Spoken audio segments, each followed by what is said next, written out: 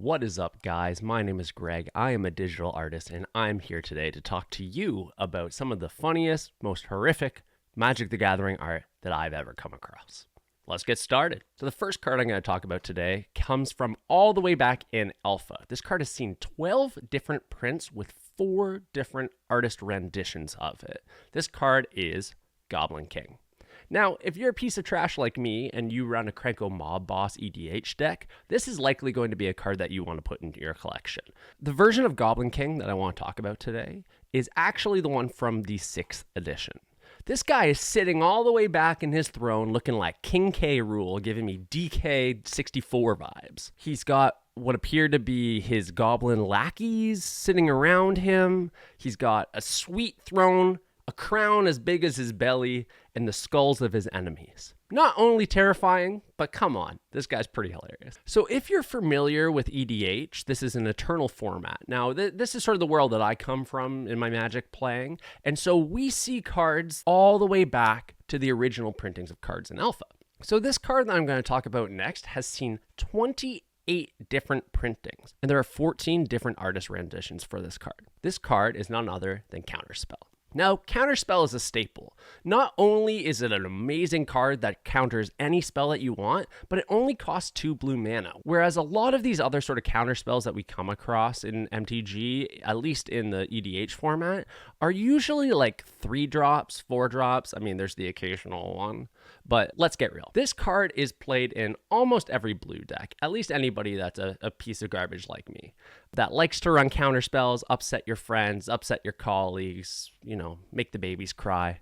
That's sort of what we're going for here. The particular type of art that I want to talk about for Counterspell is actually the original Alpha. In this card, you see what appears to be a mage, elf-ish person trying to cast a spell where all of a sudden his fingers go completely elastic. I think the imagery in this is absolutely hilarious. The idea that you could be in this heated fight and this mage goes to cast his spell and all of a sudden you get elastic fingers. 9 out of 10 for me. I really, really like this card, but I'll also make a quick mention of the Tempest art for this card. I also love this. This guy looks like he's zoned out. He doesn't even know what spell he's casting. He doesn't care if it's countered. He's just like...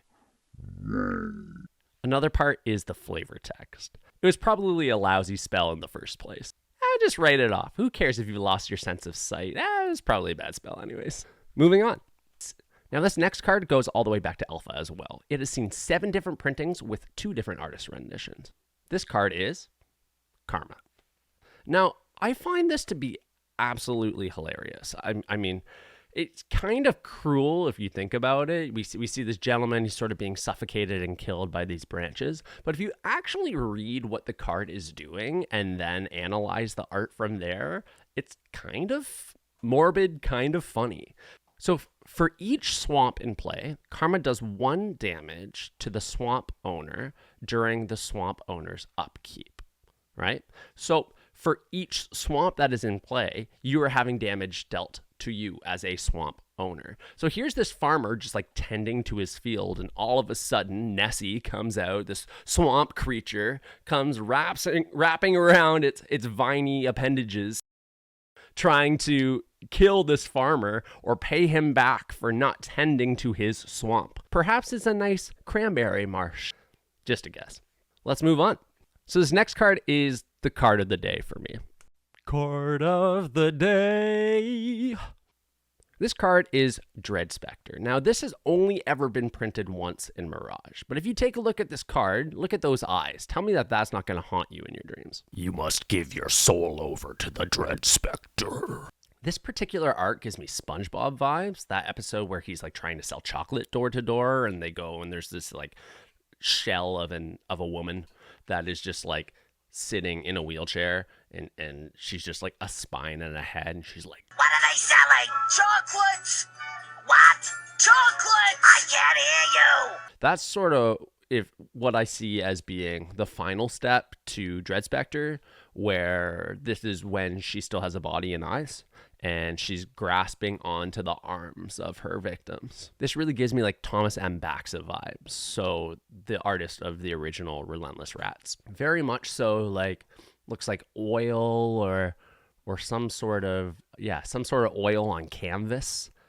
Perhaps it is beautiful, the reds in it, sort of from the headdress in and throughout sort of the gown that's being worn. I really like how the reds pop in this. I like sort of the dark, gloomy sky. You would think she would be some sort of a skeleton or some sort of zombie, but really they're just a specter. Let's move on to our final card. The last card of the day is Plague Spitter. Now, this card is not just your friendly capybara. This is a horror. This is a massive, swole, dummy, thick capybara. When he runs, it only makes me want him more, right, Kiki? That is going to be damaging you and your pals and all other creatures every single upkeep that you face. Now, this card has seen 2 different printings, all with the same original art by Chippy. Chippy is an amazing artist. You should check out their work. Chippy does the art for Lord of the Pit, who is just this massive demon, like breaking through the gates of hell and making his way to the surface. It's quite epic. On top of that, Chippy's art in M19 for the island has to be one of my favorites as well. And with all that said, that concludes this section of hilarious magic art. Stay tuned for more videos. If you have any suggestions for some hilarious, creepy, horrifying art, be sure to comment below. Thanks so much. Take care.